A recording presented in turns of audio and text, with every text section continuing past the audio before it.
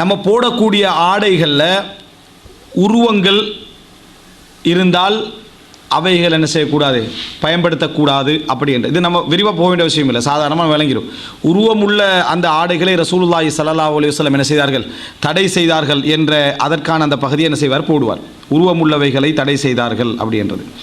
அப்போ இந்த உருவமுள்ளவைகளை தடை செய்தார்கள் என்ற பகுதியில் அதாவது ஒரு மிருகத்துடைய உருவமாக இருக்கலாம், ஒரு மனிதனுடைய உருவமாக இருக்கலாம், அதில் முகமோ மற்ற விஷயங்களும் அந்த முகத்துடைய அடையாளங்களோ மிருகத்துடைய முக அடையாளங்களோ தெளிவாக விளங்கினா அதை நம்ம என்ன செய்யக்கூடாது, உடுக்கக்கூடாது. சில உருவங்கள் இருக்கும் இதுதான் என்று விளங்கும், ஆனால் முகம் என்ன செய்யாது, விளங்காது. இப்போ இந்த கொரக்கடையில் போடுவாங்களே அந்த முதலை வந்து இருக்கும், அதில் வந்து என்ன செய்யும், முதலிட அடையாளம் இருக்கும், முதலிட முகம் என்ற பகுதி என்ன செய்யாது, இருக்காது. இந்த மாதிரி அடையாளங்கள் சிறியதாக இருக்கிற சந்தர்ப்பத்தை நம்ம பயன்படுத்துகிற என்ன பிழை இல்லை. அது பெண்களாக இருக்கலாம், ஆண்களாக இருக்கலாம், வந்து அதை பயன்படுத்துவது என்ன பிழை இல்லை.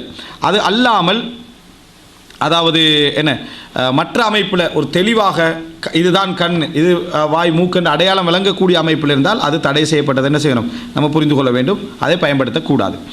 அப்போ எனவே திருமண நிகழ்வில் வந்து அந்த ஹோல்களாக இருக்கலாம், அலங்கரிக்கப்படுகின்ற இடங்களாக இருக்கலாம், போடுகின்ற ஆடைகளாக இருக்கலாம், வரக்கூடியவங்களாக பொதுவான சட்டங்கள் தான் எல்லாம், இது எல்லா இடத்துக்கும் பொதுவான சட்டங்கள் தான்.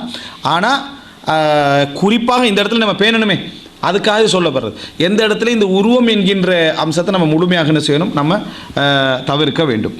அடுத்ததாக வந்து ஆண்களாக இருந்தால் கரண்டைக்கு கீழே என்ன செய்யக்கூடாது, ஆடைகள் உடுக்கக்கூடாது. அப்போ மணமகன் வந்து ஒரு நம்ம பறக்கத்தான் ஒரு நிகழ்வாக இருக்கக்கூடிய இந்த நேரத்தில் வந்து தண்ட ஆடைகள் வந்து மார்க்க ரீதியான எல்லைக்குள்ளே நிற்கணும்னா கரண்டை கீழே என்ன செய்யக்கூடாது, அணியக்கூடாது. பெருமையாக அணிவது என்று உடுப்பது கூடாது, பெருமையாக அணிவது அதை விட என்ன ஒரு மிகப்பெரிய பாவம் என்றதை என்ன செய்யணும், தெரிந்து கொள்ள வேண்டும். அதே போல் பெண்களை பொறுத்த வரைக்கும் என்ன கரண்டை கீழே அதாவது அவர்கள் மறைக்கலாம், கரண்டை கீழே மறைக்கலாம். சூரா நூறில் 31 அல்லாஹ் தாலா சொல்கிறான், வலா யதுரிபுன பி அர்ஜுலிஹின்ன, தங்கள் பாதங்களை அவர்கள் கீழே அடிக்க வேண்டாம், லியுலம மா யுஃபீன மின் ஜீனத்திஹின்ன, தங்கள் அலங்காரங்களை அவர்கள் மற்றவர்கள் அறிந்து கொள்வதற்காக.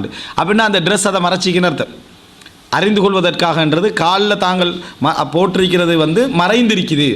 அப்போ ஆடை வந்து அது ஃபுல்லாக மறைஞ்சிருக்குது அப்படின்றதுக்கான ஒரு ஆதாரம் இது.